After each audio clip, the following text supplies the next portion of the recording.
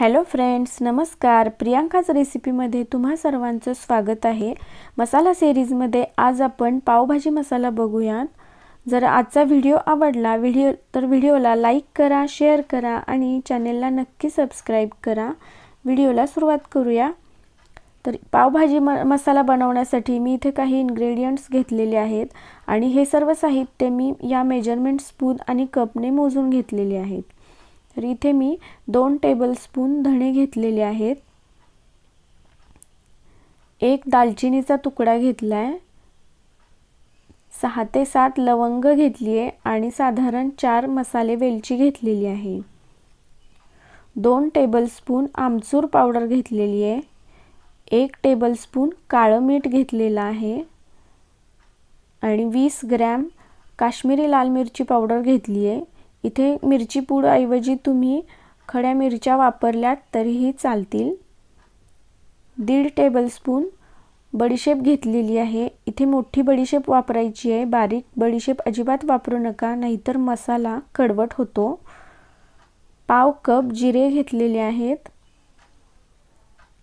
1 tablespoon काळी मिरी घेतली आहे आणि 1 टेबलस्पून हळद पावडर घेतली आहे. आता ह्या सर्व साहित्याचं प्रमाण मी डिस्क्रिप्शन बॉक्समध्ये ग्रॅममध्ये दिलेलं आहे. तर हे सर्व खडे मसाले जे आहेत ते भाजून घेण्यासाठी इथे मी कढई मंद आचेवर गरम करून घेतली आहे. गॅसची फ्लेम मंदच ठेवायची आहे, मीडियम किंवा हाय अजिबात करायची नाही. आता हे जे खडे मसाले आहेत ते एकत्रच कढईमध्ये काढून घेते आणि साधारण याला 4 मिनिट हलकसं गरम करून घ्यायचं आहे, जेणेकरून त्याच्यातील मॉइश्चर कमी होईल. हे मसाले मॉइश्चर कमी होईपर्यंतच आपल्याला गरम करून घ्यायचे आहेत, अगदी जास्त भाजून घ्यायचे नाहीत. कोणताही मसाला आपण बनवतो तेव्हा तो कोणत्या प्रकारे बनवतो आणि किती वेळ भाजतो याच्यावर त्याची चव अवलंबून असते. जनरली पावभाजी मसाला हा जास्त तिखट नसतो, तो फक्त कलरफुल असतो. म्हणजेच याच्यामध्ये काश्मीरी मिरची इथे मी वापरलेली आहे, जेणेकरून या मसाला वापरल्यानंतर पावभाजीला आपल्या कलर येईल. जर तुम्हाला थोडासा स्पायसी हवा असेल तर याच्यामध्ये तुम्ही गुंटूर मिरची ॲड केलीत तरीही चालेल. आणि जेव्हा तुम्ही मिरची पूडऐवजी खड्या मिरच्या वापरल्यात तर हे जे मसाले आपण खडे मसाले भाजून घेतोय त्यानंतर त्या मिरच्या देखील हलक्या गरम करून घ्यायच्या आहेत, अगदी मंद आचेवर. आता हे मसाले सर्व भाजताना एकसारखं परतवत राहायचं आहे, जेणेकरून हे मसाले करपणार नाहीत. आता हात लावून चेक करायचं, हे मसाले गरम झालेले आहेत. साधारण 4 मिनिटांनंतर हे मसाले गरम झालेत.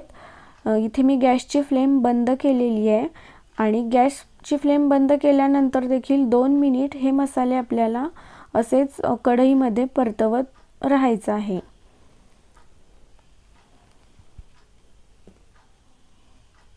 साधारण 2 मिनिटांनंतर हे मी एका डिशमध्ये काढून घेते थंड होण्यासाठी. तर हे मसाले आपण थंड करून घ्यायचे.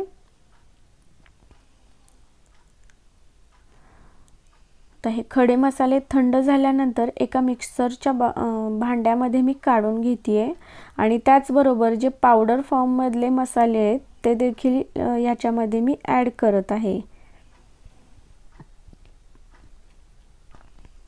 आणि हे सर्व एकत्र करून मिक्सरमध्ये आपल्याला बारीक दळून घ्यायचं आहे, पल्स मोडवरती किंवा मिक्सर बंद चालू करत हे दळून घ्यायचं आहे.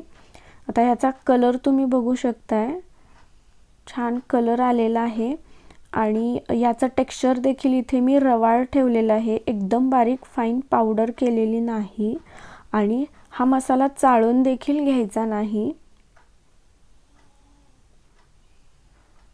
तर हा मसाला स्टोअर करताना तुम्ही हवाबंद डब्यामध्ये तुम्ही हे भरून ठेवा किंवा हवाबंद बरणीमध्ये भरून ठेवा किंवा याचे छोटे छोटे पॅकेट्स करून त्या पॅकेट्सना सील करून ठेवा.